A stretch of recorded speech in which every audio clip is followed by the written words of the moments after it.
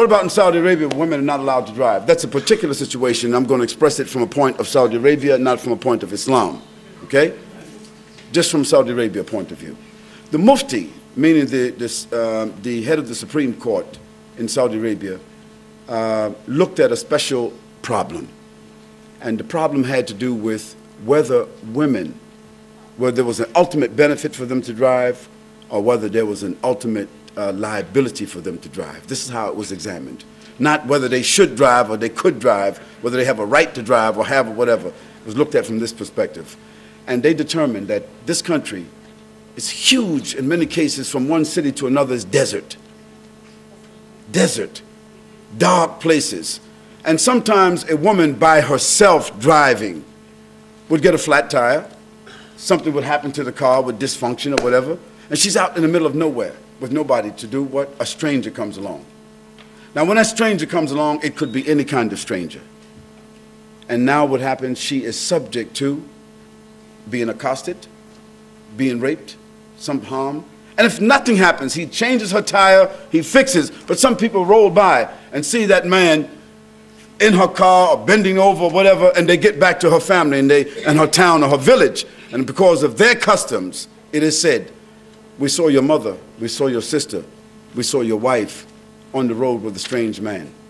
That woman's reputation may be damaged irreparably. Now, it is part of their custom that a woman's reputation means more than anything else. And so that Grand Mufti said that what we want to do is, if a woman wants to drive, she can get a license, but we want her husband or her brother or her family members to chauffeur her wherever she needs to go so that she would not be subject to this kind of situation. And that is the real issue. Now, not living there, a person wouldn't know. You would think that, well, they can't drive. That's not the case. We look more to the reputation than we do just simply allowing the woman to drive, and then what happens? They endanger themselves. And now we can see here in the UK, I mean, we can see here in the Western world, for instance, how many rapes do you think take place a week? Not inside the home,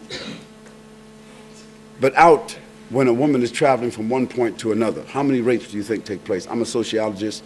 If you don't know, I can give you the statistics.